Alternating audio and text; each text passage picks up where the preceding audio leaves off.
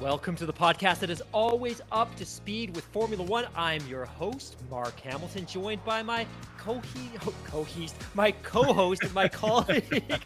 Wow, what a great way to start the podcast. My good friend, Mr.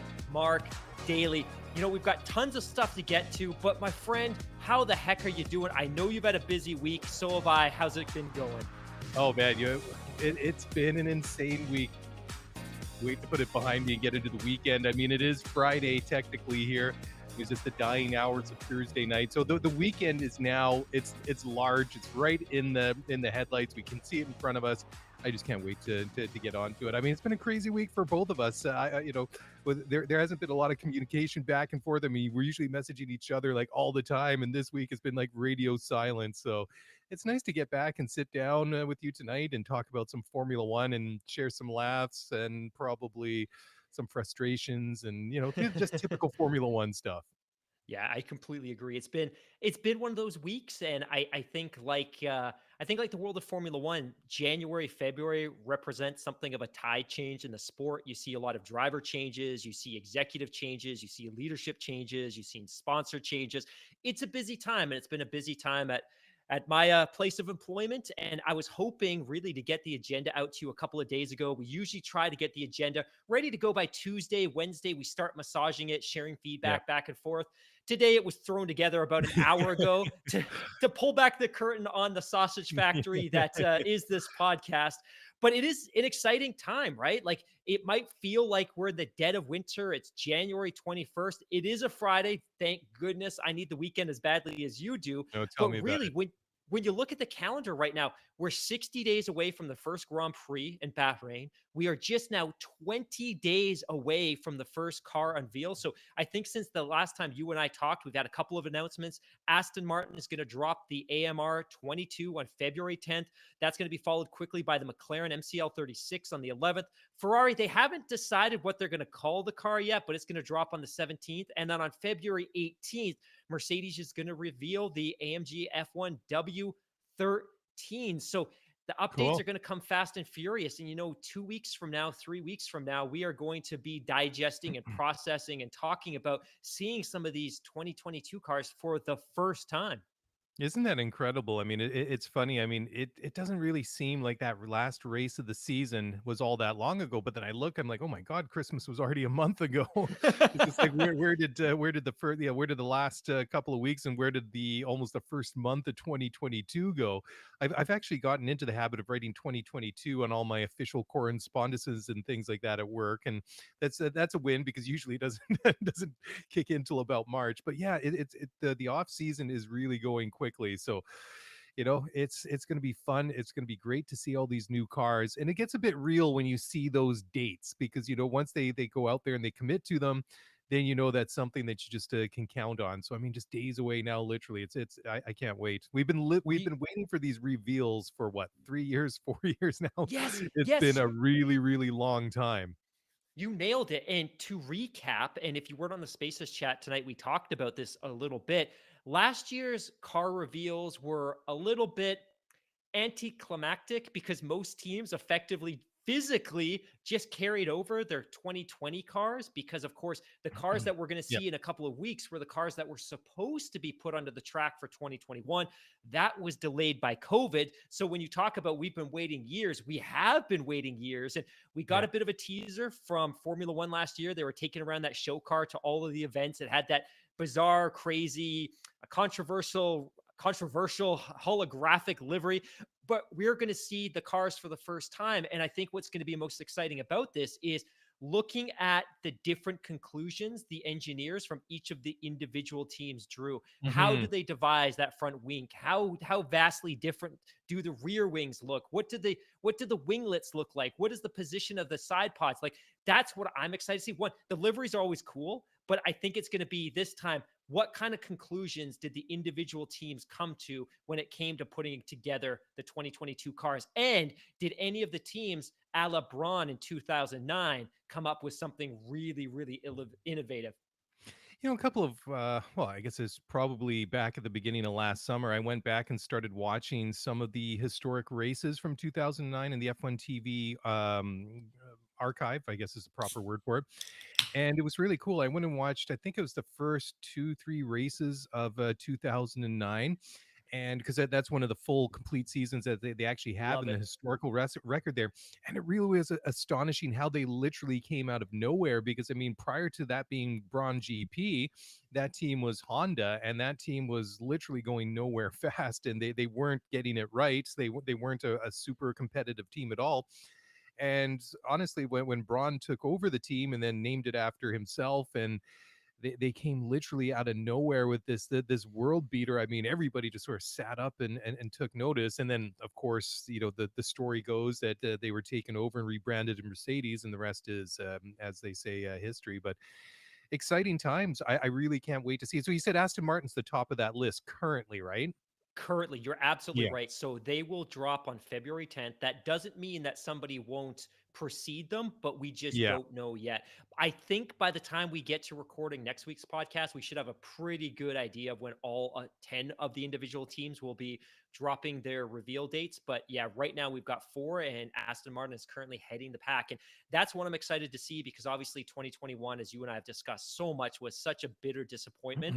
And I think the other thing that's going to be interesting is they were very excited to bring their green livery to the track last year. And I Mhm. think, as the team indicated multiple times throughout the campaign, it didn't show up on TV the way they expected. And the other thing that we've discussed or discovered, which we'll talk about a little later in this podcast, is BWT and Aston Martin have gone separate ways. So there won't be any pink on this year's Aston Martin slash Racing Point slash Force India contender. Yeah, which is kind of too bad in a way, because I mean, I don't really have any affinity. We're not being sponsored by BWT, but those pink highlights actually did lend something to the car. So I hope they've picked it out. I hope that they've improved on that color of racing green, because I mean that is just it's a great color. I mean, Yeah. when you get it right. And that's the thing, though. I remember as a kid growing up, I never really appreciated on the McLarens back in the day. They had the white and like that day glow orange for the well, which is obviously the Marlboro branding back in the day, when everything was sponsored by tobacco companies, of Yeah. course. But Yeah. I never realized for years afterwards, and even in the magazines, it never really translated that how bright that color actually was. And it wasn't until we were visiting in the UK that we were at a museum or something somewhere where they had one of the recent McLaren cars there, and I was like, oh my god, it's like this day glow orange. And it just like I never looked at those cars the same ever since. And I mean, it was a pretty spectacular, although it's a little bit to pick up day glow orange on TV even way back in Yeah. the day on Yeah. Standard before, like, definition. prior to like 4K and Yeah. HD and all these things. But yeah, the darker shades definitely a little bit more difficult to pick up on even modern TV. I feel like that museum, by the way, was Bewley in New Forest, because I think I know the exact same car that you're talking about, and I'm pretty sure I You saw know it what? there back in And 2010. shame on me. Everybody in my family has been to Bewley, and I've been to basically every other museum in the UK, but I've never been to Bewley. I mean, it's Oh, top of my list. You know where I think it was at Brooklands, and that's where ah, they there still you have go.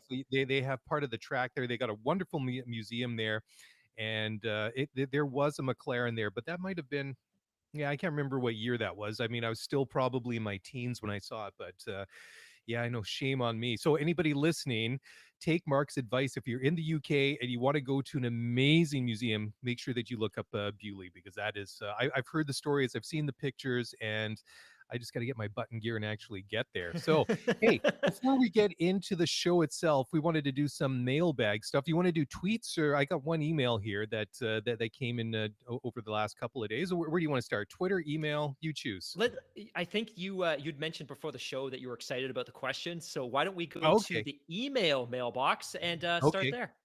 Okay, well, okay. This I'll read this one in its entirety. Hi, Mark and Mark. I'm listening to your podcast since last year when I found out about you guys, and I immediately binged all episodes available on Spotify. Huge fan. I had an interesting thought about the 2022 Carson. Oh man, I got to back up for a second. He binged the entire episodes on Spotify. He's obviously Wow, a huge thank fan. you. Thank you so much. That's awesome. That's some serious commitment. That is a huge commitment. Anyways, emailer goes on to say, I had an interesting thought about the 2022 cars. So we have this concept of daughter and mother team, where the daughter teams are Alpha Tauri and Alfa Romeo, for instance, and the mother teams are Red Bull and Ferrari. Also, the 2022 cars are new and the teams do not have experience with it. This leaves aero philosophy more up to chance. Since the engine is frozen this year, many teams are trying to adapt as best possible to the new aero regulations. There is a chance that these previously slower sister teams are going to come out faster than their mother team just because they get the aero philosophy right. This will lead to interesting conversations on the track, especially, for instance, Red Bull and AlphaTauri. I know that the bigger teams have much higher budgets, etc. However, I still think it is an interesting thought. What do you think about this? Much love from Holland, Timo van Frankenhausen. P.S. Daily, do you think you can try to pronounce my name right? I've done my very best. I'm That English was is my first awesome. language. Grew up in a Dutch family here, kind of learned it on the side. So, als ik heb het niet goed gezegd, dan kreeg je een pilsje van mij. So there's that. Anyways, do you want to dive into that? And Timo, thank you for the awesome email. Love it. And where do you want to break this one down? Because I think he brings up some very very interesting points. What with the aero regs being completely new and completely unmatched, I guess, in terms of the teams knowing how the other ones are performing, that let's be fair, we don't know how much communication back and forth there is between, say, Red Bull and AlphaTauri. I mean, the thing is, each team is supposed to build their own unique contender for the championship. But having said that, who knows? I mean, we know that back in the day, a couple of years ago, when they were kind of like shopping around for engines, they had the Honda in the back of the AlphaTauri, or the Toro Rosso at the time. They had the Renault and the Red Bull, so they're able to compare data basically one up against another. But I mean, in theory, we really don't know how these cars are going to stack up against each other. There's obviously going to be more distance between an Alfa Romeo and a Ferrari, but still, I mean, I think it kind of goes back to what you were saying in the intro there when we were just kind of talking about things, that the way that the season is shaping up is that there is every chance that one team could completely come out of nowhere and turn some heads. I totally agree. And I think that's what you and I are probably most excited about, is seeing a couple of surprises on the Yeah. grid to start the season. And I think the consideration, and I should back this up. One, Timo, thank you so much for all the support and the fantastic email. We don't take anybody's support for granted. And kudos to you for going and working through the back catalog. I would like to think that our wives have a certain affinity or a love for us, but I don't think either of them could work through the back catalog of podcasts unless they were being forced to. So thank you so Exactly, much for forced. that. I think the consideration is an important one here when it comes to the Hmm. 2022 reg. So we're basically pressing reset on everything except the power unit. But the creative license that teams have to develop certain components is tighter than it would have been before. So we won't see the same kind of wild swings and variation that we have before, because the regulations are tighter. They're not going to say something like, hey, you know what, this part can be between 1 millimeter and 100 millimeters wide. It's going to be, this part has to be between 8 and 10 millimeters wide. So the formula is just tighter. The other consideration too is there are far more standardized parts, meaning that teams either have to build a part to an exact specification, meaning that all the teams should build the exact same part, or the teams have to buy the same parts from a standard supplier, as we're going to see with BBS wheels. So Yeah. as much as I would like to think that we would see an underdog come forward as a surprise contender, not super confident that that's going to happen. It may, and I think it would be super fun. Like, I would love nothing more to see Valtteri Bottas score a podium or score a win in the early part of the season for Alfa Yeah, that'd be Romeo, amazing, right? or something along those lines. But I'm not necessarily super confident we're going to see it, because I just don't think the Formula One regulations, as they're now constructed, will allow a team to be so far off the mark or so far ahead of the pack. I think the formula is very, very tight, and it was Hmm. designed that way to avoid this vast spectrum of competitiveness on the calendar. Yeah, that's going to be one of the fun things to look forward to in 22, is all these all the unknowns, like I said, and just the fact that it's going to be fun. Anyways, Timo, bedankt for the email, Jonah. Okay, let's go to Twitter. What do we have in the Twitter inbox? Because I guess it's not really a mailbag, is it, when it comes to Twitters? This question's pretty a clear reflection that we probably spend too much time talking about the weather here in Vancouver. But this comes from Zach, and not the Zach that traditionally reaches out and shows us Yep. lots of support. Although Yep. suspiciously, our good friend Zach hasn't reached out in a while, so we would love to hear from you, Zach. Hopefully, you're listening to this podcast at work and it's helping you pass the time. But from this Zach, you guys live in Canada, and I assume you're buried in snow for 4 months each winter. How do you pass the off season without Formula One? Well, I mean, let's just clear up something here. We live in Vancouver, which is like the one part of Canada that literally gets like zero snow. I mean, if you think, if you're familiar with the Pacific Northwest and say Seattle, Portland, Yeah. and that part of the United States, especially Seattle being a little bit further north than Portland, the one thing that people talk about there all the time is rain during the winter. So we get just about as much rain, and then you can go 100 miles east of here, and then it turns into a winter wonderland. But having said that, we're usually good for one or two big dumps of snow every winter. And this past just this past month, I mean, we basically kicked off the winter to with some fanfare. I mean, it got very cold over the Christmas holiday break there. We had a lot of snow, and especially where I live, that's just a little bit higher up on the mountain. I mean, we had probably a couple of feet of snow by the time it was all done. And I mean, in the past 2 weeks, we've kind of reverted back to our mild, wet, and soggy West Coast winter. So everything's all rapidly melted. But I mean, honestly, the way that I try and survive the off season is, as much as I love Formula One, I've got a lot of different interests going on. I've got, work keeps me busy. Family keeps me busy. I've got a part-time career in the military that keeps me busy. I love sports. NFL wildcard weekend just was going on last week, so that was good fun. And I ski, I bike. There's, I'm one of these people that work actually gets in the way of my my interests, and I know you're the same way, Mark. I think if we were independently wealthy, then neither you or I would be pressed to find ways to spend our time. Yeah, no way at all. I always forget about your involvement in the military, and now I feel bad for constantly joking about being a high flying drug dealer in our neighborhoods. And it's super inappropriate now that I think about it. I think one thing to Don't worry, I'm consider not. is I'm that not ATF, man. one thing to consider that is that while it's not super cold where we are, and the winters are very similar to Portland and Seattle, our winters are incredibly dark. It's dark until Yeah. 9 a.m. It's dark at 4 p.m. and the days are typically overcast and gray. So Mhm. I think the struggle for us is finding things to do indoors in the winter to help pass the time and Yeah. to not get to suffer from too much seasonal depression because of the darkness. So I think very similar to you, tons of activities. I've got my son. I've always been a big runner. I love to run. I love Yeah. to consume podcasts. It's where I get all my sports news. The podcast takes up a good chunk of time, not as much as I would love to commit to it. Oh, So it's same. really just about finding hobbies and things like that. I struggle with TV shows. Like I love TV and I love movies. I struggle to be able to commit to a TV show or a movie, but there's probably 100 TV shows that I would love to go back and binge and enjoy. And ever since we've had our son, we haven't been able to watch a ton of really great movies Mhm. because he's typically just around. Like he's more of a roommate to us than he is a son.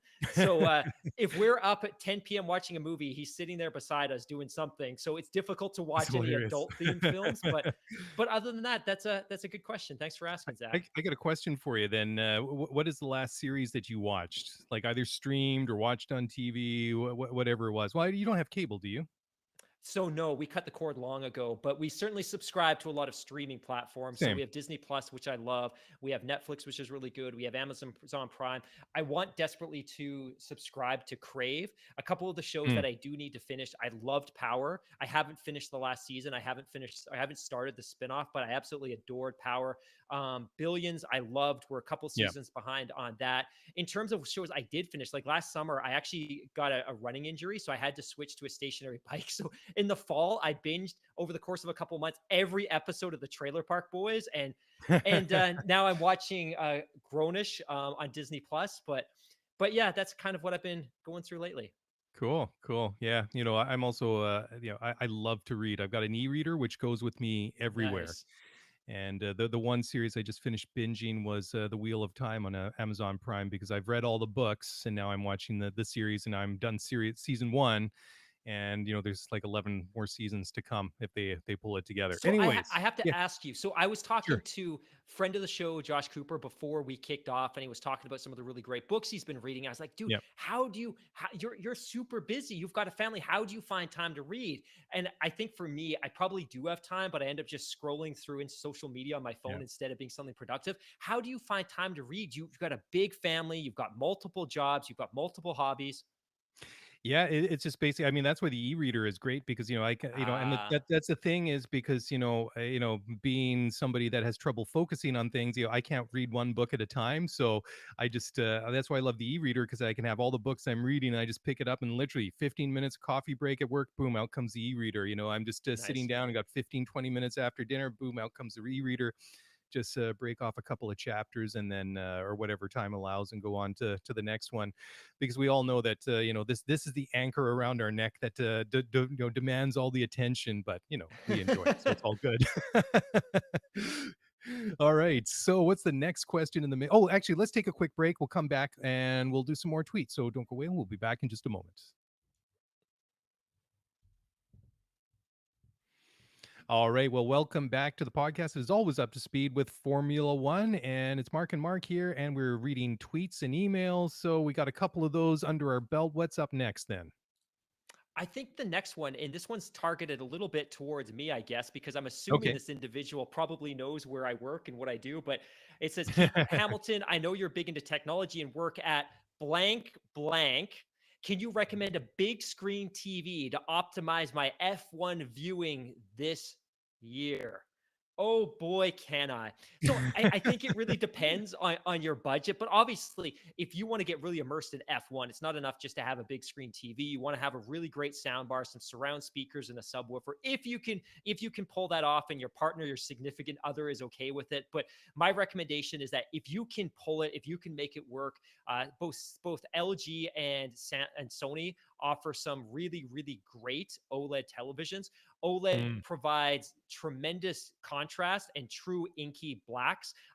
They effectively have the ability to turn off pixels when they're not being used. So if there's a black scene, they just turn off the pixel so you don't get a lot of grayish, bluish kind of schmarminess on the screen. So I would sure. recommend if you're looking to buy a TV, look at LG, look at Sony. I would highly recommend Sony over OLED. I've had a Sony OLED now for almost 5 years and we absolutely love it. Samsung at CES a couple of weeks ago announced that they will be releasing their own line of OLED TVs later this year. And I believe Sony's actually going to incorporate the Samsung OLED panels into their TVs, or at least part of their lineup. Wow. So that should be exciting to look for. But if money's not necessarily an object and you can spare $1,000 to $1,500 US, or say $14 to $2,000 Canadian, I would say OLED's the way to go. And I think a lot of the image retention or burn-in issues of the early units from, say, 2015, 2016, those have largely been addressed. So probably no major issues there.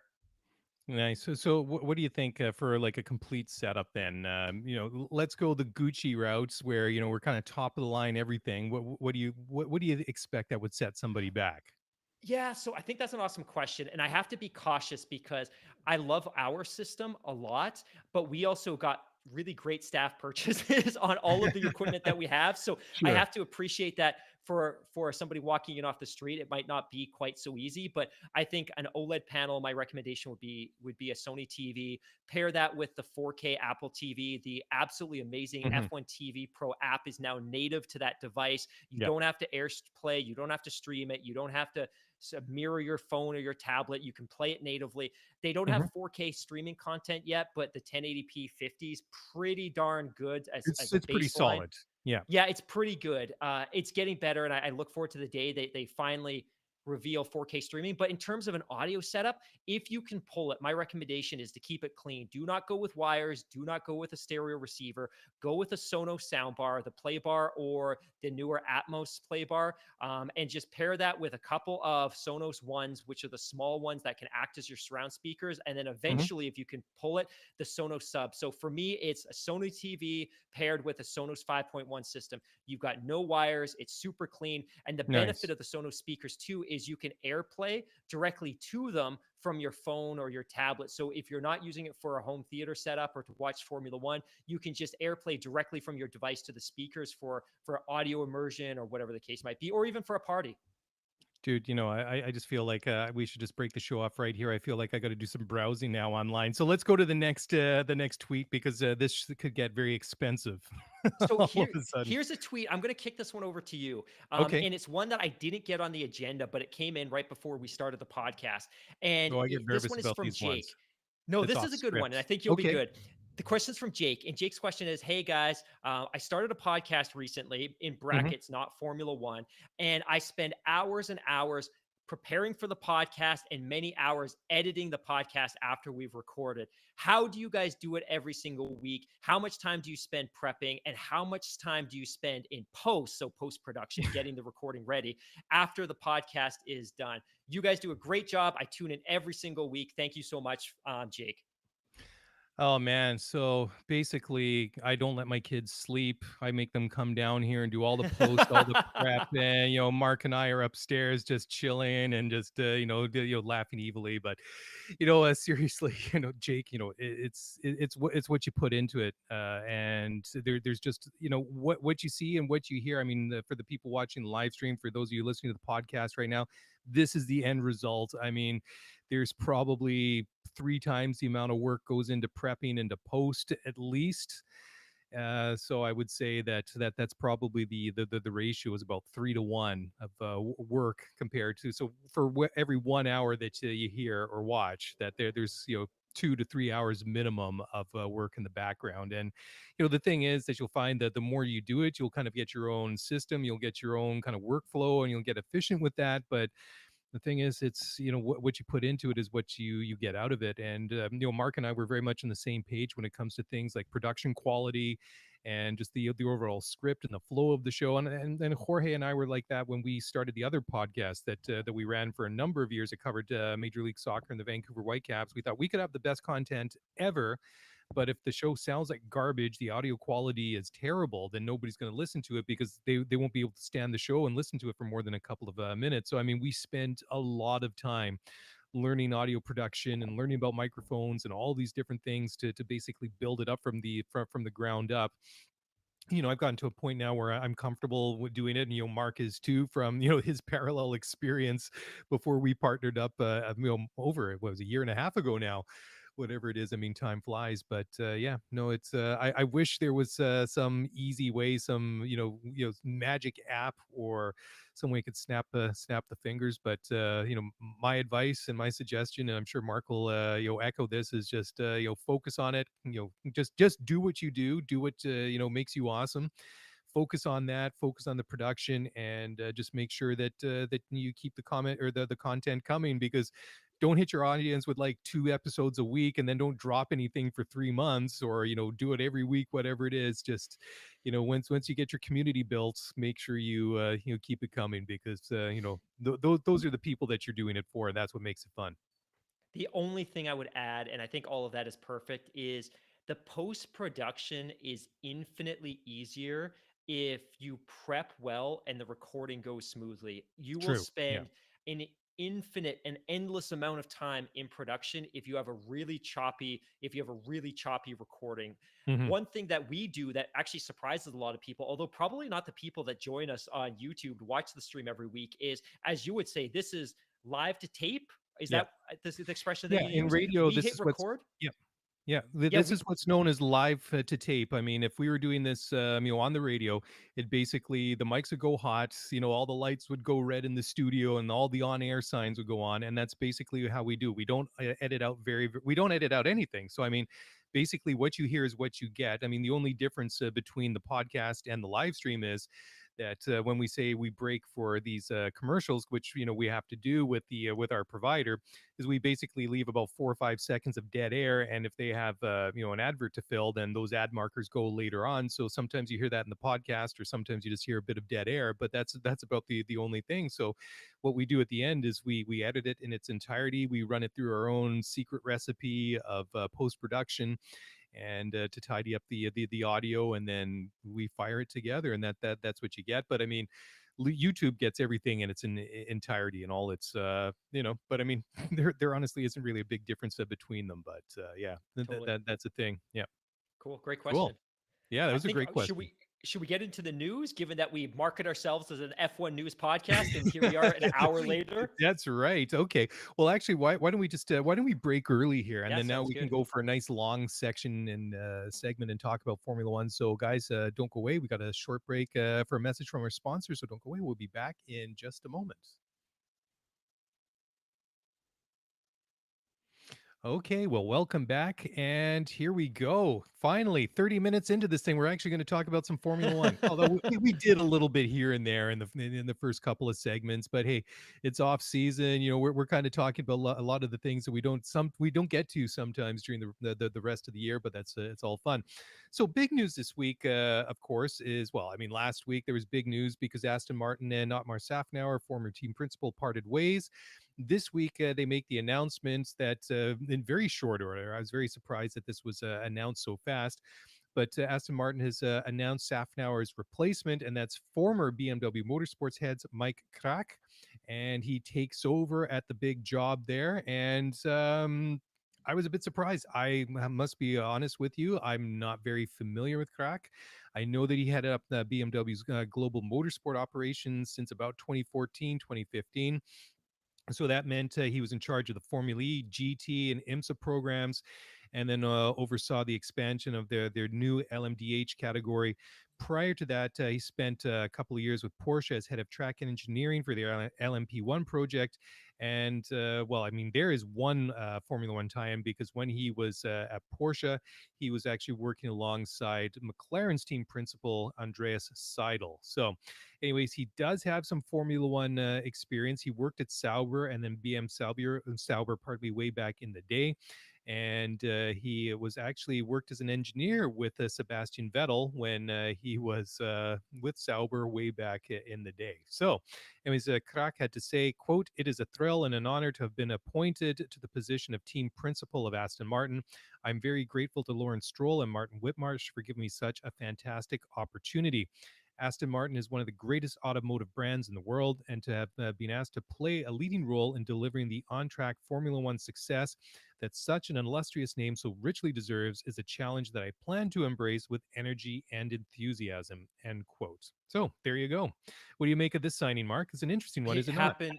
Yeah, it feels like this was all orchestrated months ago. And Totally, we totally. we talked about back in the fall that there was a leak, there was a story, there were reports that Otmar was going to be leaving Aston Martin to join Alpine. And everyone quickly dismissed that. It's not true. It's not true. It's not true.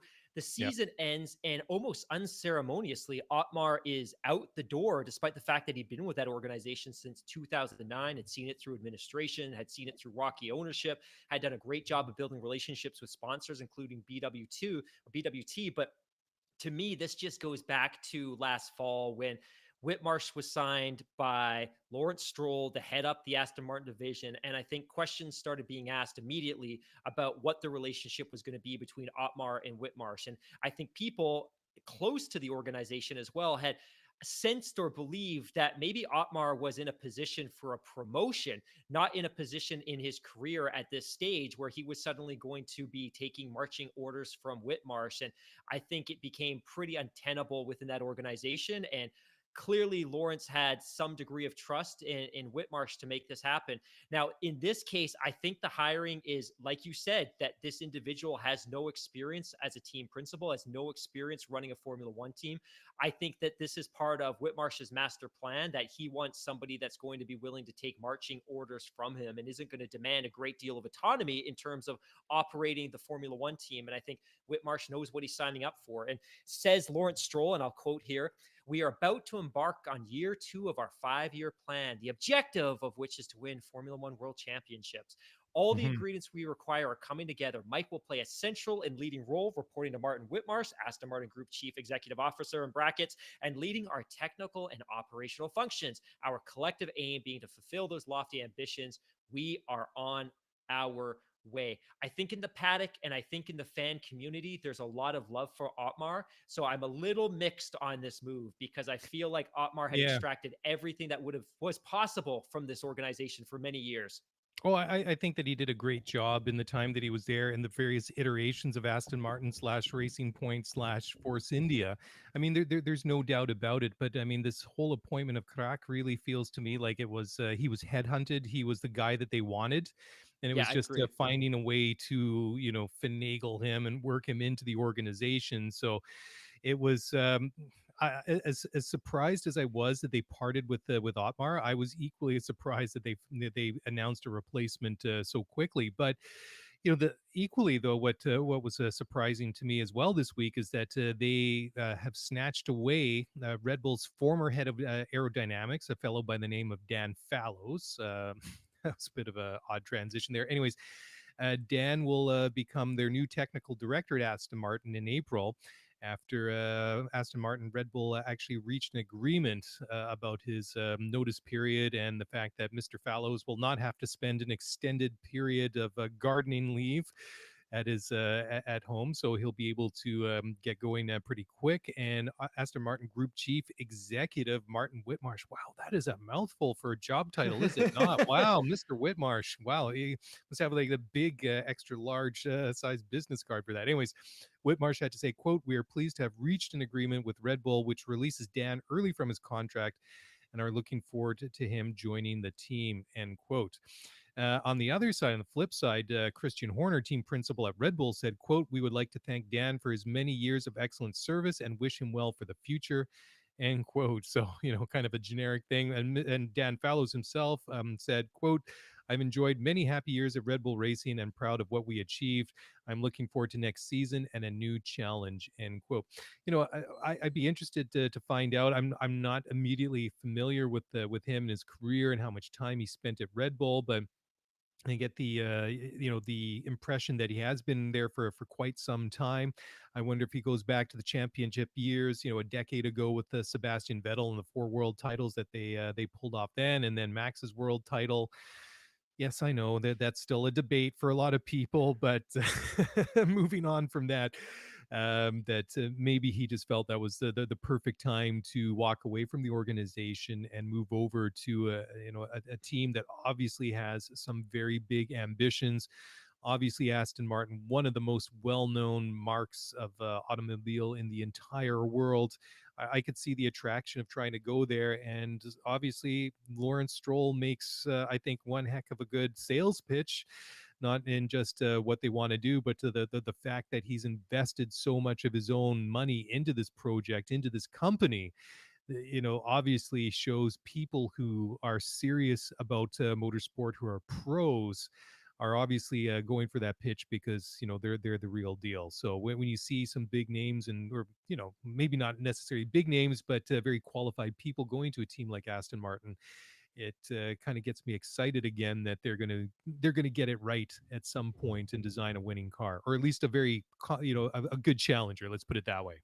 I have a bit of a sense that there's a lot of excitement in the world of Formula One about having the opportunity to work for Aston Martin. I think people look at that team and they see the money that Stroll is investing, and they see the facilities that are sprouting up in the shadows of Silverstone. And I think for a lot of people, they want to be a part of that. And for Dan, I think given how long he's been with Red Bull, and he actually joined Red Bull back in 2006, he started as an aerodynamics team lead. He led the aerodynamics department up to 2014. During that period, of course, is when Sebastian Vettel won all of those titles. So there's some strong linkages there between Dan and Sebastian Vettel. But I just think it comes down to opportunity, the anonymity to be able to lead a department and to be able to make chief critical decisions. But I think this is a good move, and obviously it's going to be a blow for the Red Bull team. But that said, all of the heavy lifting in terms of getting the 2022 car done and ready is already finished. That Hmm. his work effort there is done. The car is done, and we know that there won't be significant innovation and change to these cars over the next couple of years simply because the formula won't allow it. So his contributions to Red Bull are largely finished at this point. I think Hmm. his role at Aston Martin is really going to be trimming and modifying and tweaking whatever the 2022 car is that they came up with prior to his arrival. Yeah, it's a great move and a great signing for Aston Martin. So it'll be it's going to be fun to watch and see where this team develops. And I mean, it can't get much worse than last year. I mean, we talked about it almost ad nauseum over the past season. How big our expectations were for them based on what they did in 2020, and then they largely fell flat and frustrated us all season long. But that's actually a good segue for the next story, frustration being the common theme here, and that is Marcin Budkowski, who was the executive director at Alpine, has left the team, and it seems like every year that they seem to split ways with top level people within that organization. I mean, this is a team formerly known as Renault, who've been in the sport. When did they come back in after? Was it 2015. 2015? Yeah, after Yeah. they bought out the Lotus team and then rebranded and all that. So it is, you know, it just continually frustrates me that they can't get it right. And you think every time that they bring in a new regime and they bring in new people, you always think, or at least I think, okay, now it looks like they've got people in place. Now they might be able to get this project point in the right direction. And I just feel like we're caught in this vicious cycle. It just seems that it's like COVID. It just never seems to get any better. I mean, that's a horrible way to compare, like a thing to compare Alpine to, but I mean, you get what I'm saying, is that they're stuck in this vicious cycle, and it just never seems to improve with them, and they just seem to be floundering.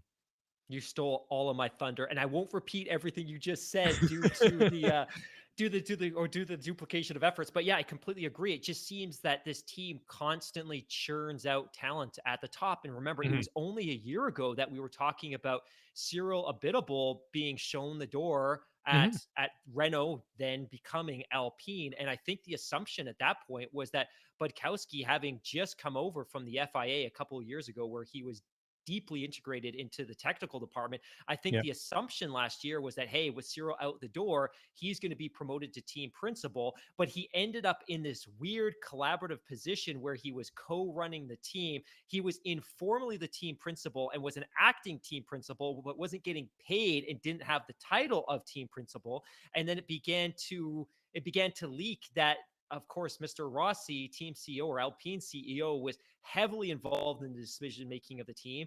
To me, it's got my head spinning a little bit that if you want to build something, you need some degree of stability, and you can't just have a turnstile of people coming and going constantly, which is what this seems to be. And it's funny because I saw a tweet or a message on Reddit when I was reading some of the comments about this, and this is horrible. And please don't take this as me reflecting poorly on any type of stereotype, but somebody had made this great comment that obviously the Alpine team is part of the broader Renault family, and the Renault Mhm. company is partly state owned. So you have this Formula One team that is an extension of their very kind of exclusive prestige but low sales volume performance arm, but it's part of a much bigger partly state owned company. And it was just reflecting on the fact that there's this sheer massive volume of bureaucracy and middle management throughout all of Renault, and there's a lack of stability sometimes, and that there's a lack of concrete decision making because people aren't necessarily willing to make those risky decisions, and you just end up with this churn of middle managers, and it just doesn't lead to any degree of stability or excellence. And unfortunately, that's what we're starting to see here. Well, I mean, talk about this turnstile of people leaving. Four-time world champion Alain Prost, who has been a advisor to the team over the past several years. I mean, he drove for Renault way back in the early 1980s for a couple of seasons early in his career. He's split from the team, and well, he was not very happy about the way that it was announced. He wrote on his Instagram, "quote I am very disappointed how this news has been announced. It was agreed that we would announce together with Alpine F1 team. No respect. Sorry. I've refused the offer you made to me in Abu Dhabi for the 2022 season because of a personal relationship, and I was right. To the Enstone and Viri team, I will miss you." End quote. So Prost obviously not very happy about that, and a little bit salty about the way that it has gone down. And the interesting thing is now is that apparently we're kind of going a little bit to a full circle here, is that the speculation is that Otmar Safnauer might actually join the team, and he has the relationship with the BWT, the the water company that have sponsored Aston Martin slash Racing Point for the past couple of years. And it just depends where you're getting your news from. Some sources say it sounds like it's a done deal, that that Safnauer is going to become, is going to Alpine. He's bringing BWT with him, and then some other sources are a little bit more vague and a little bit non-committal, saying that he hasn't really clearly indicated what his next move is going to be in Formula One or wherever it might be. So it's I don't know, it's just a bit of a messy situation all around. And personally, I like Otmar Safnauer, pardon me, and I just hope that if he ends up going there, I just hope he goes into the situation with eyes wide open. I completely And agree. I think there's organization, I think it's just full of politics and Yeah. machinations and all sorts of things. And I think that to go from a very small, kind of really family run team, almost in the sense that Force India was, I know that it's probably expanded and grown a little bit since Lawrence Stroll got involved, but I mean, going from that Force India background to like the Alpine slash Renault behemoth, I think is going to be a completely different experience. And I hope if he does go there, that it works out for him. Let's just say that. Mr. Daly, can I please pour Yeah, out some tea for our younger listeners real quick on this topic? go Please, can for I it. pour Yes, out some? please.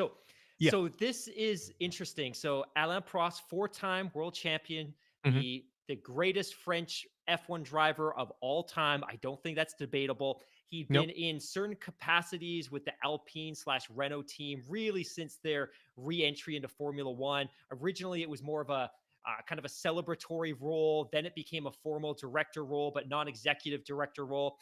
It's become pretty clear in the last few weeks, in the last few months, that team was specifically with Alpine CEO Rossi, and Hmm. says Alain Prost, and I'm quoting here. He commented that Rossi, quote unquote, wants to be alone and quote unquote wants all the light. And furthermore, says Prost, it's a question of respect. Relationships become more and more complicated. I felt that there was a lot of jealousy, inferring that Mm. Rossi was jealous of Prost's presence within the team. Now, during and again, I want to be careful here that I'm not kind of shading Rossi as this tyrannical monster simply because we're not getting his side of the story here. It could Yeah, very yeah, much yeah. be that Rossi sees that, hey, this is a team that's really broken and we've got some poor leaders and I've got to clean house and start over. And of course, he's never going to be able to come out on Twitter and kind of fight back on what Prost is saying, that he's in this difficult position where he's still in the role, he's still a professional, he has to kind of turn a blind eye to all of this.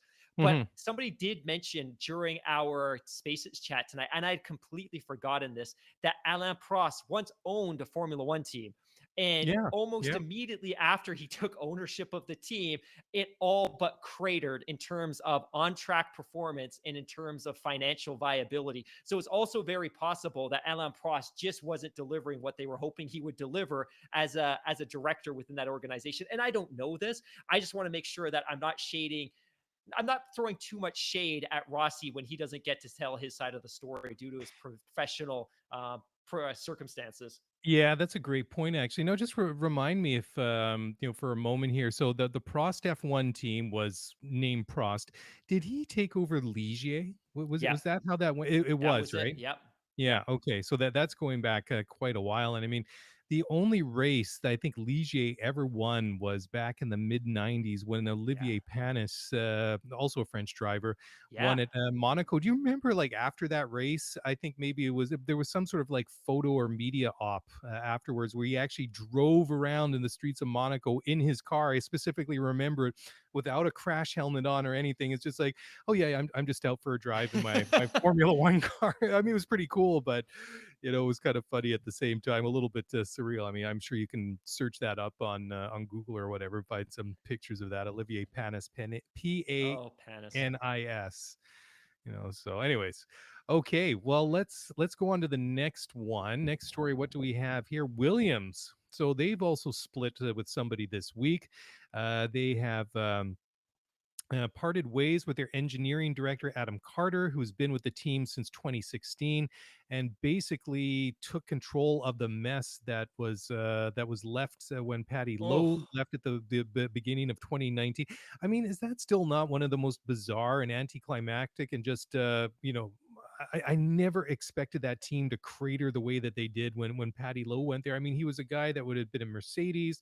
I mean, he was like, I thought at the time when he was going to go from the Mercedes to Williams, I thought this is a great move. And I mean, it was, I never thought it would turn out to be the disaster. And we don't need to sugarcoat it because it was a disaster. And I mean, they are still suffering from that because I mean, they were basically a best of the rest kind of team prior to 2017. I mean, yeah. it's the way it was, right? Well, let's go back to 2014. So 2014 was the new era. It was the first year with the turbo hybrids.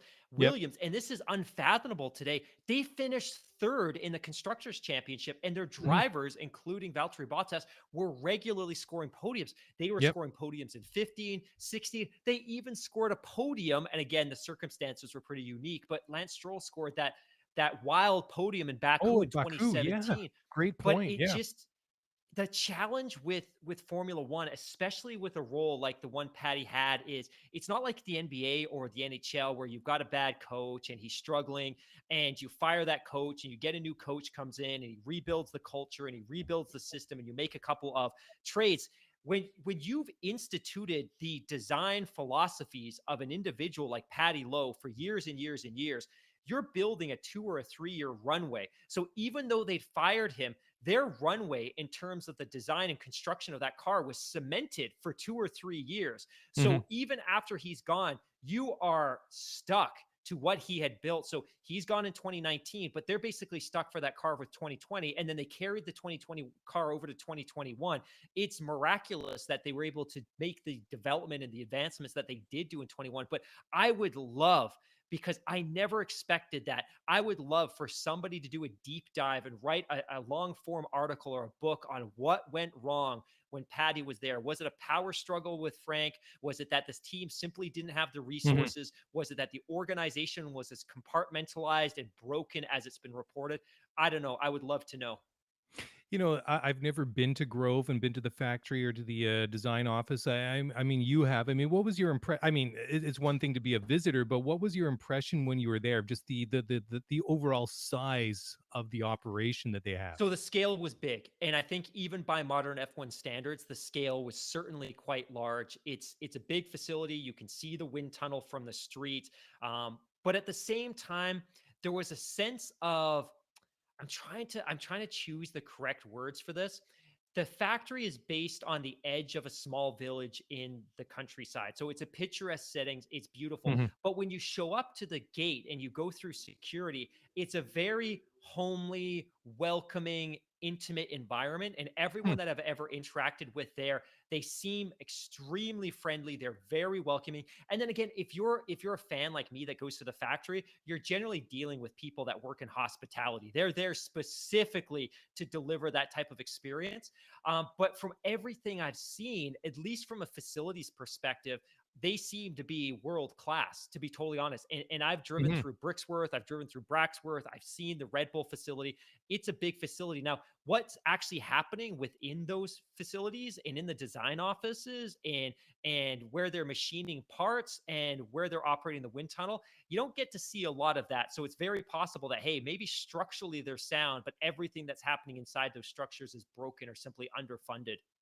Yeah, that is interesting. I mean, it's kind of an interesting story here too. What with Carter leaving, but it's not like there's a big void because last year their new team principal Jos Capito actually recruited a new technical chief, a fellow by the name of Francois Xavier de Maison, and so he's there. So this just sounds almost to the point that that Carter's role with the team just became a little bit redundant. It sounded like that they Yeah. went out and Capito found somebody that ticked all the boxes for the role and the vision that he has for the team. So it'll be another team that we have to keep an eye on because I have a big soft spot for Williams. I was a huge fan of Nigel Mansell when I was a kid growing up, and I was a big fan of Damon Hill. Not so much of JV, but I mean, I guess there's the Canadian connection there, but they were a winning team. They were a great team. I went back. I mentioned off the top of the show, I went and watched the 2009 season on F1 TV. I actually went back,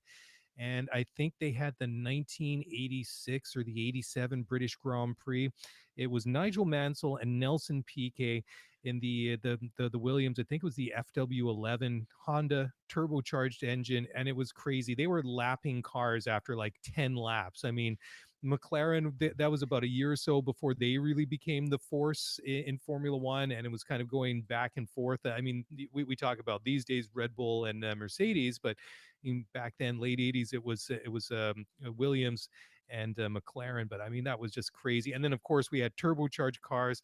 We had the normally aspirated cars. We had two championships effectively. We had the main world championships, and then we had championship, and then we had, I think they called it like the Jim Clark Cup for the basically the best of the normally aspirated cars. But then, of course, you had all these cars sort of intermixed, right? And I couldn't believe it. Like I say, they were lapping cars after like literally 10 laps. It was crazy stuff. Anyways, what do you have there? You're holding something up that we can see on camera, but Yeah, maybe explain it for the benefit of I just everybody realized listening on this. the So podcast. it was actually sitting on the desk next to me. This was a souvenir I actually picked up at Grove. This is a gear out of the gearbox from a 2005 Williams Formula One car. I Oh, can't cool. remember which of the two cars it was in, but when I bought it, it was in, they kind of had this nice kind of setup where you can buy souvenirs and things like that. But to be able to Hmm. buy a piece out of a car was pretty cool. And it's neat because it's actually got a light, it's kind of a serial number on it, and it's got some etchings. But one of the cool things about this, and they talk is every single piece in their car has a predetermined mileage. So when you put a specific piece in a car, like a gear in a gearbox, they actually record that in their computer system. So they'll know this gear went in on this day and it's had, say, 170 kilometers of mileage. It needs to be serviced, or it's got 1,700 kilometers on it. That's past the threshold for suitable performance. We're going to pull it out. So this piece had gone in. You can see there's a little bit of wear on the Hmm. teeth, and ultimately it would have been deemed no longer worthy from a performance perspective. But when I actually bought it, Amazing. it still had fluid on it, like actual lubricant on it. So I should have That's kept it cool. on, but I did wipe it off. But yeah, one of my favorite little souvenirs. That's cool. But the way that they maintain these cars, and sometimes I say cars with like the inverted commas around them. I mean, the maintenance is almost like for like aircraft or something like that. Yeah, It really is exactly. amazing. Exactly. Okay, let's see. Where are we now? Let's take another quick break. We'll come back, and this next one I think is going to take up. There's a couple of stories here involving Zak Brown, CEO of McLaren, and I think this will generate a lot of discussion between the two of us. So let's break now for a breather, and we'll pick it up on the other side. So don't drop your clutch, don't stall. We'll be back in just a moment. Okay, welcome back. And yes, Zak Brown, CEO of McLaren, he's been in the news this past week for a couple of things. Last week, we spoke at length just at our bemusement, our complete disbelief, like everybody else out there, that the fact that this whole investigation into the shenanigans and the craziness that marked the end of the Abu Dhabi Grand Prix and the fallout after the race still is, well, I mean, have they even started now? I know as of last week that certainly wasn't the case. Anyways, Zak Brown was talking about this week, and he says that the FIA's report into what happened at the Abu Dhabi Grand Prix not only needs to state what he says was right and what was wrong, but also what action will be taken in the future.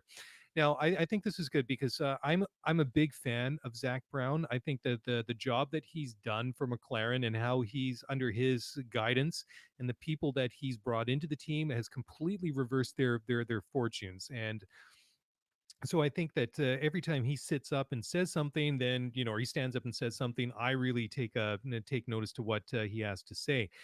Anyways, Brown had to say, quote, I think with all controversies in sport, in time, as soon as the next season starts, the wounds start to heal. But I do think that the FIA needs to come out with here's what happened, and here's how and why we think it happened. Here's what was right, here's what was wrong. And whatever they're going to come out with in the report, and then show that they've taken action to make sure it doesn't happen again. end quote. So absolutely, I think that's 100% what happens. Needs to happen. But he does go on with a further quote, and he denied any hints or suggestions of a conspiracy against either Lewis or Mercedes. Anyways, he had to say, quote, I don't think this was a malicious decision. So for those that might have a view that the sport's corrupt, etc., I don't agree with that. Do I think potentially a different decision could have been made? Yes, probably. But I want to wait to see what the FIA comes out with. I think we've all seen in sport before referees make decisions that people disagree with. Sometimes they're right, sometimes they're wrong. End quote. And yes, I completely agree with that. I don't think it was a malicious decision, as Zak Brown says. Like we talked about for many many weeks afterwards, that they just they were stuck in an awkward position, and it was just awkward the way that they tried to resolve the race, and obviously it's had huge fallouts. But the core of this this quote from Zak Brown is that they have to be completely transparent about it, right? They have to say, this is why it happened, why we think it happened, this was right, this is wrong, and this is what we're going to do to prevent it from happening in the future. I mean, that's basically what he says in a nutshell, and I think that's exactly what they need to do.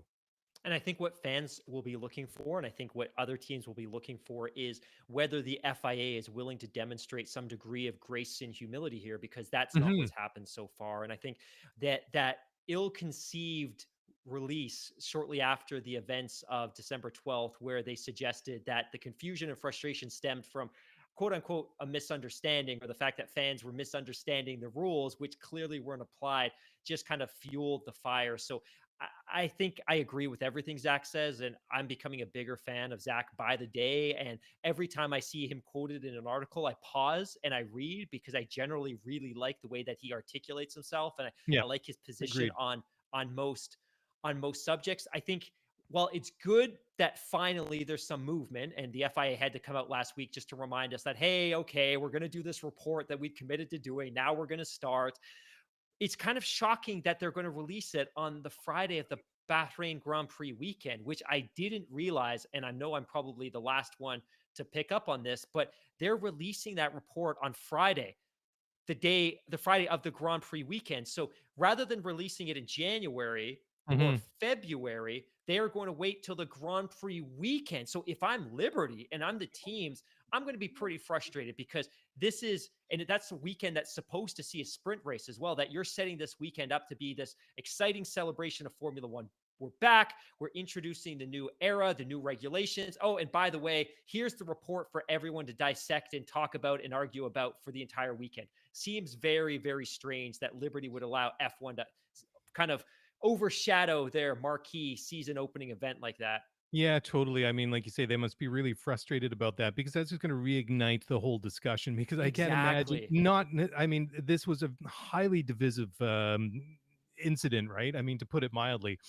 Lewis fans were angry, Max fans were happy, but like I said last week, I mean, even if you're the most hardcore Max Verstappen fan, somewhere deep down, you must be feeling, you must recognize that, hey, this could have gone the other way. This could have been Max out front, and he could have been robbed. I mean, just Yeah. from the way, like an operating point of view, the way that Formula One is won. That, I mean, if this doesn't bother you on some level, regardless of where your loyalties lie with regardless which team or which driver, if this Yeah. doesn't bug you in some way, then honestly, I don't I don't know why you're watching this sport, because it bothers me a lot, it bothers you a lot, and it bothers everybody else, regardless. Like I say, I mean, regardless if you're the most hardcore Lewis fan or not, you should have an issue with the way that this went down. And like I said last week, I mean, Max beat him fair and square on the track, but it's the whole circumstances that led up to those Exactly. last couple of laps, that's what the debate is about, and rightly so. And that's what they need to come down and or really drill down on and come out with. This is why it happened, and this is how we can prevent it from happening in the future, because it shouldn't happen again. Because once is okay, it was bad enough it happened one time, but if it happened again in the future, I mean, not only does your sport have a bit of a tarnish on it now it's got a massive crisis and a serious credibility problem. And then they could see like a mass exodus of fans at that point, right? Yeah. Okay, now let's move on to the next one. So, Zach, still talking about these operational portions of Formula One. He was talking now about stewards, and this is a discussion that you and I have had a good many times over the months. Anyways, Zach had to say, "quote I wouldn't want to be a referee in any sport. It's no different than in football. Did he trip him up? Did he not? Did he throw an elbow or not throw an elbow? There's a lot of subjectivity to these calls." There could be better judgment calls made, but I don't think you're ever going to get it up 100% right. And I don't think you do in any sport. Otherwise, the football fans don't have someone to yell at when they see a call, which inevitably goes according to was it your team that the call went for or against? It's the lack of consistency. I think more full time stewards would help because I think the stewards are doing the best they can with the flying in and out. Some of them that are there a lot, some are less. IndyCar pretty much has full-time stewards, so I think that is part of the solution. End quote. And I don't really have anything to add there. I mean, this is basically what you and I would both like to see.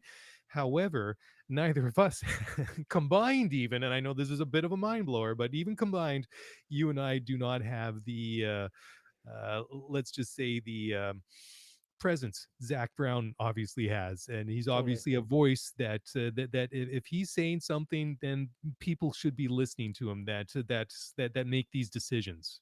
Yeah, stewarding and the way that stewarding is conducted to be addressed in the FIA's ongoing analysis. So that report that we just spoke to a couple of minutes ago, there should be a section, or it's expected that there'll be a subsection within that document that makes some Mhm. recommendations around the stewarding process. And there's some stats here that I pulled out of an article, a great article from the race.com.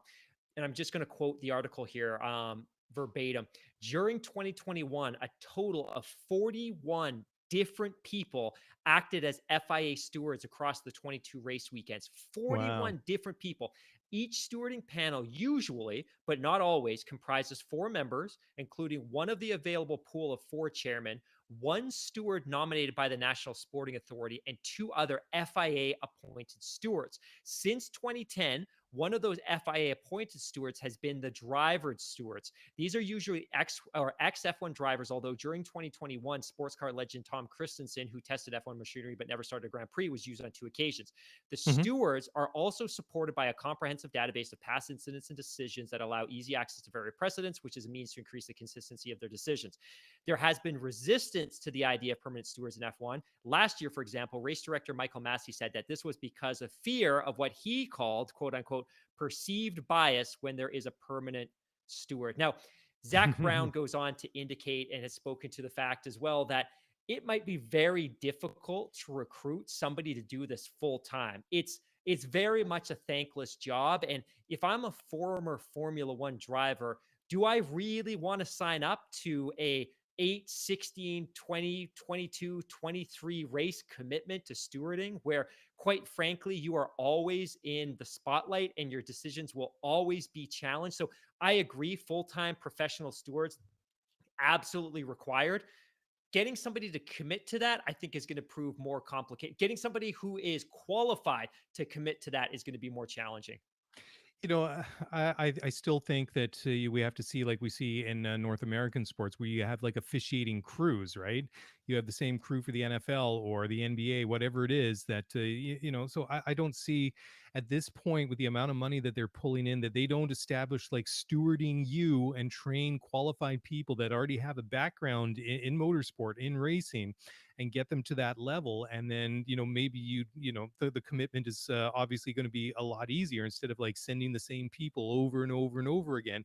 You have a pool of people and you can get them to go to whichever races. Or I mean, it'd obviously be a lot easier in these, say, double or triple header weekends. It's like, okay, well, you're doing this race and this race, right? You show up for this race, you fly off to the next one or whatever it is. I mean, the logistics of it are a little bit to beyond the scope of this conversation. However, I think the core of the conversation still remains is why are like what's holding them back? Like I find that that quote from Massey that he thinks that there's a potential bias for people, if they have like regular people doing it, but or appointed people. I'm not sure exactly the way he's kind of going at it, but I mean, the thing is, I mean, the pool of people, regardless, is fairly small. So, I mean, I don't really see that as like a real argument because, regardless if they're trained or full time. I mean, you're still pulling people from the same small pool. So what does it matter if they're full time or just like one off? I mean, I don't see the potential of bias being a reason not to do it. I think that's it's completely the reverse case. Totally agree. Totally Yeah. agree. Yeah. Okay, well, let's move on. We're going to talk now about the Mercedes, and if you are a fan of one of the other nine teams, you're probably maybe shaking and nervous a little bit because apparently the new W13 is going to be boosted by a brand new turbocharger. And I mean, the one thing I think we can safely say about Mercedes over the past, well, basically decade is that these cars have not been underpowered. Anyways, it's kind of interesting too because we've got these this new E10 fuel coming in, and that's going to be 10% of the fuel mixture will actually come from new renewable resources. Anyways, it's predicted that perhaps this is going to lead to a reduction in up to 20%, or sorry, 20 horsepower, not 20%, but a 20 horsepower deficit. And it's interesting that this new fuel would actually do that. But however, anytime that you hear that Mercedes has upgraded any component on their car, I think if you're one of the other teams, you're automatically going to be a little bit concerned about that. What do you think, Mark? Yeah, absolutely. I just think it's one of those things where the other teams are kind of rolling their eyes. I also and I apologize because I should know better because I like to take some pride in being able to bring some technical prowess to this podcast. I thought that Mercedes had performed a turbocharger upgrade either before or during the previous campaign, which would have meant that that part would now be frozen. So I'm guessing they didn't, or maybe I misunderstood the regulation because, of course, the power units that the teams are going to bring into 2022 have to be Hmm. frozen, and they were allowed to perform some limited upgrades to certain components throughout 2021. But once they had updated and modified those certain components, then that engine basically became frozen and you couldn't do anything with that engine now between 2022 and 2025 except for mm, updates that might improve reliability. And again, as Bryson says, there's a very fine line between doing updates and tweaks to improve reliability that don't ultimately improve performance. But I also was of the impression that this part had been upgraded during the season. So it's interesting that, you know what, Hmm. Mercedes is still in a position where they're deploying parts that should presumably add some additional power to the car. Well, that is always that sort of like age old discussion about reliability improvements and upgrades, like you just mentioned, and that's where it becomes interesting in Formula One. I know it's all about the rules and the regulations, but it is fascinating that they are sometimes able to find these loopholes in the rules and really exploit them to their advantage, and come up with a winning design on whatever it might be. But yeah, so we'll be watching that obviously, and we're going to take one final break, and then we got a bunch of like real quick hits that we're going to close the show out with. So guys, don't go away. We will be back again, and well, we will go home at some point. But anyways, first a short break. We'll be back in a moment. Don't go away. Okay, and welcome back. So the first story is kind of a back to the future or maybe a back to the past. It's a retro story. Anyways, Formula One this season is going back to 90-minute practice sessions, which Yes. is yeah, they went from 90 minutes down to 60, but now this is being reversed, which to me makes a lot of sense. Well, I mean, anyways, you seem very excited about this one. So why do you take it away, Mark? I'm probably less excited about it now than I was earlier. To Okay. me, it's like an extra 60 minutes of Formula One. But one of the reasons that they cut it back, other than the fact that we were in the middle of a pandemic and they were looking to cut costs, was one of the criticisms of free practice 1 and 2, which have historically been 90 minutes long, and free practice 3 on the Saturday is only 60 minutes long. One of the reasons they cut it back was because they Mhm. simply made for the crappiest viewing experience ever, because you would have at times no cars on the track. So people are tuning in to watch practice and there's nothing happening. So the thought was, hey, if we slice 30 minutes off, the car teams still want to get the same number of laps in, but the track's Sure. going to be busier. So maybe it's a 60-minute viewing experience, but there's more going on. And that's actually Mhm. exactly what happened. So, as much as I'd like to see 90 minutes, I also don't think the teams were necessarily taking advantage of the time allocated to them. And the cars were spending way too much time in the garage. And it really sucked if you tuned in watching free practice when you should be working and there's no one on the track for 7 minutes at a time. So, you know what? Again, it's Yeah. cool. It's cool if you're trackside and you get to experience it. But I think from a TV viewing experience, 60 minutes is way better. Yeah, totally. But I don't actually mind so much. I don't really get too much of a chance to tune into the practice sessions. If I was working at home, I might have it running on in the background, and if something interesting seemed to be happening, I kind of toggle between Yeah. browsers or whatever, see what was going on. But yeah, I mean, practice is the opportunity for them to get the cars dialed in and figure out what's going on and all these good sorts of things. So you know, I think from that point of view, I think it's a good one. So next story, Formula One's new rules theoretically will cut the gap between the front and back half of the grid. So, anyways, they believe that the equation of restrictive aero rules plus the cost cap should actually cut the gap between the front and back of the grid after only a year. So this remains to be seen, but in theory, it's a great thing. But again, I mean, we are just going to sit here and speculate about it. I mean, we can look at models, we can look at data, we can look at all these things, but until we see these cars all lined up and we see them get all the kinks ironed out with all these new untested and untried cars, that it's all unproven. We all hope for the best, but we don't know whether or not this is going to pan out in reality. Yeah, I don't have a lot to add to this other than the fact that everything, all the heavy lifting, all of the pain that Formula One's gone through over the last couple of years is to get to a state where there isn't as big a spread amongst the teams on the track come Grand Prix Sunday. If we don't see something significant, I think it's going to be a resounding disappointment. But that said, I Hmm. also know that some teams are going to, despite everything I said earlier about the fact that the formulas are designed now to prevent cases where teams are way off the mark or to enable teams from getting way too far ahead. I Yeah, think there's still going to be a little bit of room. And it's one of the reasons that the FIA and Formula One have agreed to keep DRS in the sport because they're not confident that every team's going to hit the formula just right in year one. And it might take a couple of years. But if we sure. did see the spread, if the gap halved in year one, that would be a huge, huge accomplishment. Oh yeah, 100%. I agree. And the FIA's head of single seaters, Nicholas Tombazis, said, "quote I think that currently the best to worst team gap is probably about 3 seconds, depending on the circuit. I hope that after maybe a year we will have less than half of that.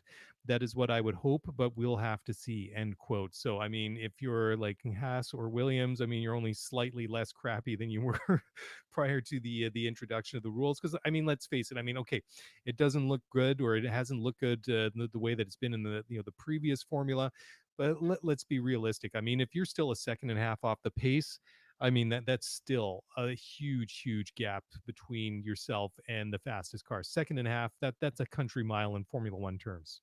Yeah, and it's at the best way to look at this is it's not a second and a half a lap. Think about it over a race distance, right? If you're running 70 laps and you are a second and a half off of the pack, you are going to be lapped. And Formula One cannot continue to live in a world where cars and teams are consistently lapped. And it's not as Hmm. bad as it was in 2014. And Tim Hauraney talked about this. Like Lewis and Nico were lapping everyone up to fourth, fifth place. They were Yep. almost lapping third place cars. Like we just can't live in that world anymore. And a second and a half in isolation doesn't seem crazy, but when you spread that over a race distance, it's just absurd, and we can't live in that world anymore.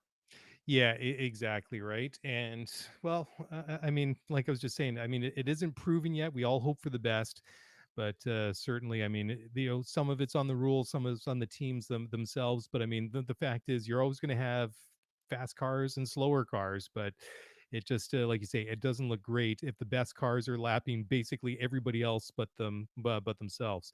Okay, moving on to this one. This has a bit of a tie-in to the Australian Open tennis tournament and Novak Djokovic, and that whole saga about his non-vaccination, and then his whole fight to stay in Australia before ultimately being deported. So, Formula One drivers and teams have been told to vaccinate or stay at home. And so they're insisting on 100% vaccine compliance. If anybody within the Formula One, bubble, circuits, group, whatever you want to call it, wants to enter the country. Now, the good part about this is, despite not having an Australian Grand Prix for the past couple of years, because I hope that I'm not just every time I think about Formula One, I think about the pandemic that I'm going to, because I mean, basically for me, the pandemic started when the Australian Grand Prix got canceled Same. back in the spring of Yeah, 2020. completely That's agree. that's when life Same. changed. Was that Yep. that bloody weekend? That was the And oh crap moment. That oh crap. pretty It's much, just right? become real. Yeah, that's when, that's was when realities came up and smashed us all in the face. But at least we are 2 years later. So the Victorian government and Formula One are committed on both sides to see that the Australian Grand Prix goes ahead as planned from April 7th to 10th.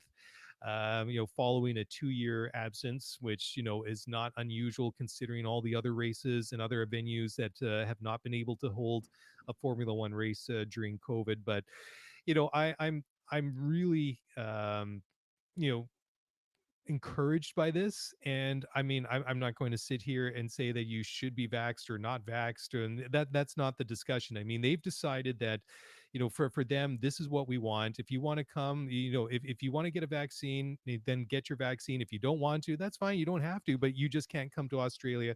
You're not going to be able to participate in the Grand Prix. And that doesn't matter if you're making sandwiches in the team motorhome, or you're Lewis Hamilton, you're Max Verstappen. And I'm not commenting, I don't know what their vax status is, but you know what I'm saying? It doesn't matter where you are. If you're one of the drivers or one of the support staff, that if you want to come and participate, you have to be vaccinated. I think that just makes sense. You can't have any loopholes. If you're the authorities there, it's either just like one way, or you either enforce it or you don't. And I think that it just kind of makes sense. So hopefully we don't see any high profile names there, but I we'll see. But I think We at this shouldn't point see. I think they've all had their vax at this point, haven't they? Well, we know they are, right? Because they wouldn't have been able to get into Bahrain, the Kingdom of Saudi Oh, Arabia, or true. the Great UAE. point. Yes. So Yeah. that was Yeah. kind of a litmus test. And I think there was probably a little bit of nervousness as they were heading back to the Middle East at the end of last Sure. season. Like, but it looks like it was smooth. So everyone understands it shouldn't be a problem. I would add that the Djokovic situation was a really bad look for Australia. And I love Australia, but the political infighting, the fact that the prime minister was pointing his finger at the state of Victoria and blaming them for the fact that he was able to get in wasn't a good look. Now, separate from the COVID discussion, one of our longtime listeners, Joe, who actually moved to Australia right at the onset of the pandemic, announced on Spaces tonight that he has grandstand tickets for the Oh, Melbourne awesome. Grand Prix. So Cool. super excited for him. We also learned on Spaces tonight that Jen has tickets to Miami. So some of our listeners getting set up. Oh, and also Nice. Micah, who was on the Spaces chat tonight, announced that he has tickets for Silverstone. So we have That is listeners awesome. traveling That's all over the awesome. world to see Grand Prix. So knock on wood that everything goes smoothly for them and they have an excellent time. Well, I mean, at least for Australia, the Australian Grand Prix Corporation boss, Andrew Westacott, said, quote, "We've got a commitment from the Victorian government that the event's going ahead. We've got a commitment from Formula One that they're coming here for round 3. We're selling tickets like hotcakes, and we're 80 days away from the event. So everything is happening. Everything is getting ready, and I can't wait to host the best drivers in the world in new cars on a new track," end quote. And let's not forget that Albert Park is one of these tracks that's been modified. It's been reprofiled, and Awesome really looking call. forward to see what what the changes are. And we've seen it work at other tracks over the past year and a half that have made changes to it. And I'm really excited to it, because I mean, let's be fair, it hasn't always been the most exciting racing at Albert Park over the years. So I'm really hoping the changes that they made really work to it, because I mean, it's a beautiful venue. It is one of the places I'd like to go most to go watch a Formula One race. I mean, it's one of the places, Australia is a place I'd love to go and visit, period. but that it's just a stunning location to host a race, and I just can't wait to see Formula One get back there in just well, what about 2.5 months? Can't come quick enough. All right. Couple last stories. Okay, well, Helmut Marko, well, he's always one to kind of say whatever is on his mind, which sometimes can kind of trigger people. Anyways, Helmut Including me. says that there's, including you, Helmut believes that 2022 will see the battle between Red Bull and Mercedes pick up where it left off after last year. Well, I don't know if it can pick up exactly where it left off, considering how the last season ended, how the last race ended, but at least, from the level of competitiveness, we've seen some great moments between Red Bull and Mercedes over the past year or so. I would love to see Max and Lewis go at it again. I mean, as long as it doesn't get too crazy and too insane. I mean, there was a number of flashpoints in the 2021 season, even before we got to Abu Dhabi. But just on the point of watching one win and the other win, kind of go back and forth all season long. I mean, take away Silverstone, take away Imola, take away the craziness that we saw at Saudi, and then of course, I would just rather forget those last 5 or 6 laps and the fallout from Abu Dhabi. I really feel that it was, yeah, it was obviously not the way that we wanted to, the note that we wanted to end that season on. But however, no need breaking that down. But bring it to sort of full circle. I would love to see the two of them go at it again, but I would also love to see somebody else throw themselves into that mix as well. A Ferrari or a McLaren, or maybe one of these other teams that can maybe sort it out and become a contender. What do you think, Mark? Yeah, I completely agree. Yeah. Okay. You So completely. it's funny because typically you hand it over to me and you take a breath and you look at your watch as I go on to like a 19-minute soliloquy. But yeah, I don't have a lot more to add on that one. Okay. Well, why don't we wrap it up there? I think that we've kind of gone Oh, on I, for I long do. enough. I do have Oh, one piece, oh, real you did have quick. one I, more I team. promise. Sure. I promise I'll make this quick. So 99.99999% of our interactions with the F1 community are Yeah. unbelievably supportive. But Sure. there is an individual recently that has been hounding and hounding and hounding and blaming us for the fact that Nancy Pelosi got elected. I promise you that neither Mark nor I voted for Nancy Pelosi. Neither of us have US passports, and Did- nor do we try to make this show even remotely political. But I thought it was funny because I'm like, do I send this person like a photograph of my Canadian and British passports? Like, I don't have a US passport, and if I'd wanted to, I couldn't have voted for anyone in that Yeah, no. election. Put that aside, that neither of us are American citizens nor can vote in an election in the USA. Even if we did, I wouldn't be divulging my political affiliations on the show here. I mean, Exactly. heaven forbid I show up wearing a Mercedes shirt or a Red Bull hat or a Ferrari something or other. I, Oh, I mean wait a that's some, minute. I mean, we've all, both of us have like donned various bits of team apparel from time to Yeah. time, and we got called out for it. We got put on blast, especially when we started live streaming these shows. So I would not go a level further and take it completely out of the realm of Formula One, especially into the hot water of politics and things like that. But I think that's a strange one. That's a strange I one. I feel like we do a pretty good job of walking that straight line about ensuring that people that are tuning in for this show, Hmm. they're here for Formula 1. They're here Yeah. because Formula 1 represents entertainment and it offers a reprieve and a break from everything else that's going on in the Sure. chaotic world. And you know what? Both of us have some deeply held political and social beliefs, and I strongly believe we're both very, very modern and progressive in most of our views. But Hmm. our perspective and our goal isn't to politicize this show, because that's not why people are tuning in. And Formula One for us, like I think it is for so many people listening at home, is an opportunity to escape. It's escapism. It's a tool to get away from the hustle and bustle and stresses of modern life. And I think if you feel that we don't do it enough or you feel that we do it too much, that's kind of our position. Yeah, and occasionally, I get emails and you get messages too from people that say, you're too, pro Mercedes or you're too pro Yeah, Red Bull or something, and that's fair enough. Yeah, I can totally agree with that from time to time because both you and I, totally. we sometimes we get caught up in the emotion, and sometimes let our emotions and our feelings kind of like take things away, and sometimes we do, maybe take more pro stance for one driver or team or another. We try to do our best job, but I have to laugh because years ago, I guess this would have been 2018. I think what this is when I was doing the show, either by myself or with Kevin at the time. And I came out at the beginning of the year after Ferrari had a decent 2017. And I said, this is the year I want to see Ferrari come out strong. I'm throwing, I'm going all in with Sebastian Vettel. I want to see Seb win the championship. I want to see him take it to Lewis. I want to see him take it to Mercedes, and he did a pretty good job up until about halfway, and then things started Right. to unravel, and then he started to do some silly things and get involved in some incidents that he shouldn't found himself in.